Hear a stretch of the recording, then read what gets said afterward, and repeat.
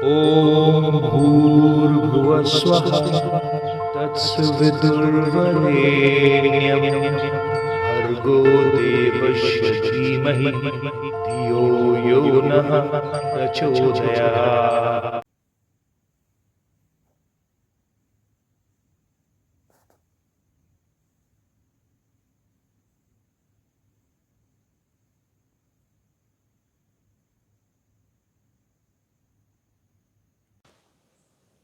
जय श्री कृष्ण मेरे सनातनी बंधुओं। आज हम लोग महाभारत के आस्तिक पर्व का अध्ययन ही जारी रखेंगे। पिछले अंक में हम लोगों ने अध्ययन किया कि किस प्रकार जो है वो ब्राह्मण आस्तिक का जन्म जो है वो जरात्कारु के गर्भ से होता है। इसके पश्चात फिर काश्यप की दो पत्नियां हैं, कद्रु और वेनिता, जिसमें कद्रु को 1000 सर्पपुत्रों को उत्पन्न किया जाता है तथा वेनिता के द्वारा दो पुत्र, एक अरुण और दूसरा गरुड़ को उत्पन्न किया जाता है। इसके पश्चात फिर समुद्र मंथन का भी हम लोगों ने पिछले अंक में अध्ययन किया। इस अंक में हम लोग आस्तिक पर्व के ही 20वें अध्याय से लेकर के 27वें अध्याय तक का अध्ययन करेंगे। तो हम लोगों ने देखा कि काश्यप ऋषि की जो दो पत्नियां हैं, कद्रु और विनिता, वो समुद्र मंथन में जो अश्व जो प्राप्त होता है उसको देख करके दोनों शर्त लगाती हैं कि ये अश्व जो है वो किस रंग का है। अश्व जो है वास्तव में जो है श्वेत रंग का था, परंतु यहाँ पर कद्रु जो है वो उसके मस्तिष्क में कुछ छल का विचार आता है और वो कहती है कि विनीता से कहती है कि हम दोनों जो है वो शर्त लगाएं। और वो कहती है कि मैं कह रही हूँ कि ये इस अश्व का शरीर तो श्वेत है, परंतु इसका पूँछ जो है वो काला है। और इस प्रकार अगर वो कहती है कि अगर दोनों जो है हम लोग शर्त लगाएं, जो हार जाएगा वो दूसरे पत्नी का जो है वो दासी बन जाएगा। इस प्रकार दोनों बहनें जो है वो शर्त लगाती हैं और फिर यहाँ पर छल ये करती है कद्रु कि अपने उसके जो सर्प पुत्र थे उनको कहती है कि तुम जो है उस उच्चैश्रवा जो नामक जो घोड़ा है, अश्व है, उसके पूँछ में लिपट जाओ जिससे कि वो देखने में काला प्रतीत हो। यहाँ पर दिखाता है कि कुछ सर्प जो है पुत्र उनके जो है वो इस काम को करने से इनकार कर देते हैं। तब यहाँ पर जो है उनकी माता जो है वो उन सर्पों को श्राप भी देती है और वो कहती है कि तुम जो है कि मेरा आदेश नहीं मान रहे हो, इसलिए मैं तुम्हें श्राप देती हूँ कि आने वाले समय में जन्मेजय नाम का जो राजा है वो सर्प यज्ञ करेगा और उसमें तुम सभी जो है वो भस्म हो जाओगे। इस प्रकार का श्राप देती है माता। यहाँ पर दिया गया है कि ब्रह्मा जी भी जो है इस श्राप का अनुमोदन करते हैं और वो कहते हैं कि कुछ सर्प जो है वो मनुष्यों के लिए हानिकारक हो गए हैं। वो उनमें बहुत विष होता है और वो मनुष्यों को जो है वो कष्ट पहुंचाते रहते हैं। इसीलिए वो माता कद्रु के द्वारा दिया गया श्राप को भी उचित ठहराते हैं। तब यहाँ पर जो है वो जब श्राप दे देती है तो उसमें बहुत सारे जो सर्प हैं वो विचार करते हैं उसमें, जैसे कि एक सर्प है कारकोट। इसके अलावा और भी जो है वो जो सर्प है वो विचार करते हैं कि हम लोगों को अपनी माता की आज्ञा को मानना चाहिए, नहीं तो हमारी माता हम सब लोग को दग्ध कर देंगी। इसलिए वो कुछ सर्प जो है वो निर्णय लेते हैं कि वे उस अश्व के पूँछ पर लिपट जाएंगे और उसके पश्चात वो उस उच्चैश्रवा जो अश्व है उसके पूँछ में लिपट करके उसके पूँछ को काला कर देते हैं, काला देखने में प्रतीत होने लगता है। अगले दिन जब जो है वो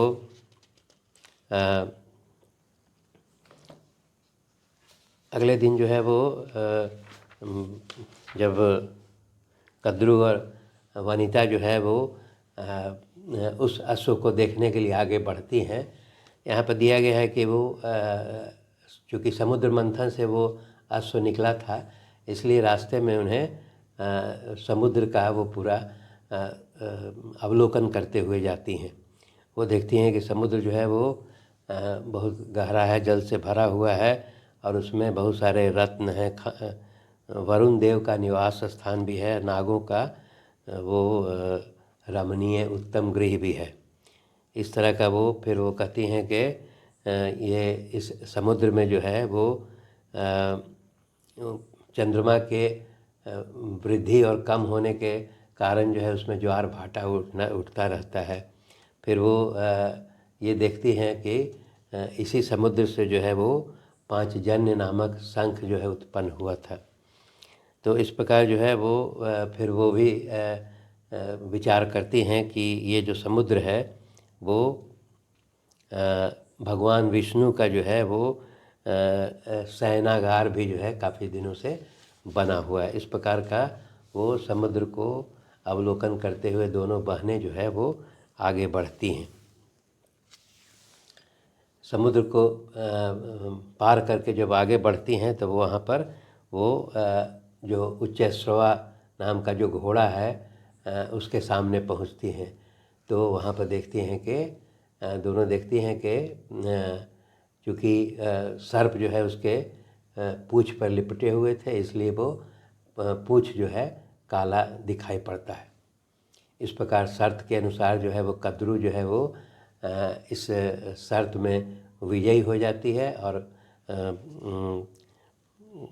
दूसरी पत्नी जो है जिसका नाम विनता है वो कद्रू की दासी होना स्वीकार कर लेती है। इसी बीच में वहाँ ये बताया गया है कि विनता का जो दो पुत्र है वो बड़ा हो गया है। बड़ा पुत्र जो है अरुण है और छोटा पुत्र है जो गरुड़ है। और गरुड़ जो है उसमें वो शरीर से बहुत विशाल है और उसके पश्चात उसमें अपने शरीर को परिवर्तित करने का, छोटा बड़ा करने का भी उसमें गुण है। तो ये गरुड़ के बारे में थोड़ा वहाँ बताया गया है कि गरुड़ जो है जो ये संपूर्ण पक्षी और जीवों के अधीश्वर हैं और उसके पश्चात आकाश में आप जो है कि विचरने वाले हैं और देवता लोग जो है वो उस गरुड़ का वो स्तुति भी करते हैं। इसके पश्चात वो फिर वो देवता लोग जो है वो गरुड़ से भी कहते हैं कि आप जो है दिव्य तेज से संपूर्ण हैं और इसलिए आपको चाहिए कि महात्मा पुरुषों की आप रक्षा करें। और उसके पश्चात फिर वो कहते हैं कि आप चूँकि दयालु जो है महर्षि काश्यप के पुत्र हैं, इसलिए आपको सभी देवताओं की रक्षा करनी चाहिए। इस प्रकार जो है वो गरुड़ का यहाँ पर दिया गया है कि जो विनिता का जो छोटा पुत्र गरुड़ है वो उसकी महानता के बारे में वर्णन किया गया है।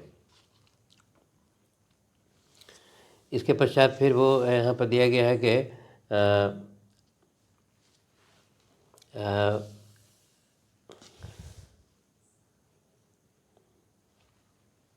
यहाँ पर एक प्रसंग ये भी हो रहा है कि सूर्य जो है वो बहुत ज़्यादा जो ताप दे रहा था, तब उसमें जो है वो गरुड़ जो है वो अपने बड़े भाई अरुण को अपने पीठ पर लाद करके और सूर्य के पास ले जाते हैं। और वो सूर्य जो है वो अरुण जो है वो सूर्य के रथ का सारथी बन जाता है और वो सूर्य के ताप को भी जो है वो संयमित करता है, जिसके कारण जो है वो सूर्य का ताप जो है वो पूरी पृथ्वी को शांति प्रदान करता है, शीतलता प्रदान करता है और वो सूर्य की गर्मी से दग्ध होने से बचाता है। इस प्रकार का इसमें दिया गया है। अरुण जो विनीता के पुत्र हैं वो सारथी बन जाते हैं सूर्य के। इसके पश्चात फिर यहाँ पर दिखाया है कि चूँकि विनीता जो है वो कद्रू की दासी है, तो अब वो कद्रू जो है एक बार कहती है कि वो एक निर्जन स्थान है, रमणीय स्थान, जिसका नाम तो वहाँ वो ले जाने के लिए कहती है कि मुझे वहाँ भ्रमण करने के लिए ले चलो। तब जो है वो जो गरुड़ की माता विनीता है वो कद्रू को अपने पीठ पर बैठा करके ढोने लगती है। उसी प्रकार जो है गरुड़ जो है कद्रू के जो सर्प पुत्र हैं उनको पीठ पर बैठा करके और चलने लगते हैं।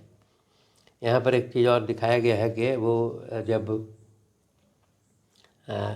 गरुड़ जो है वो नागों को अपने पीठ पर बैठा कर लेके चलते हैं, तो सूर्य के समीप चल रहे हैं, सूर्य की गर्मी से उन्हें नागों को बहुत कष्ट होने लगता है। तब जो यहाँ पर सर्पों की जो माता है कद्रू, वो भगवान इंद्र से भी उनका स्तुति करती है और अनुरोध करती है कि वो जल का बारिश करें, जिससे कि उनके पुत्रों को शीतलता प्रदान किया जा सके। और नागमाता कद्रू के इस स्तुति के पश्चात इंद्र भगवान जो है वो बारिश भी करते हैं। इससे नागों को बहुत जो है वो शांति मिलती है। इसके पश्चात जो है वो ये विनीता जो है वो कद्रू को ले करके और सर्प जो है वो गरुड़ के पीठ पर चढ़ करके, ये सभी लोग जो है एक रामनीयक नाम का द्वीप है समुद्र के बीच में, उस रामनीयक द्वीप में पहुंच जाते हैं। यहाँ पर दिया गया है कि वो द्वीप जो है वो विश्वकर्मा का बनाया हुआ वो द्वीप है और वहाँ नाग लोग भी उसमें है, वहाँ नाग लोग निवास करते हैं और वहीं पर जो है इन लोगों को लवणासुर का भी दर्शन होता है। यहाँ पर फिर बताया गया है कि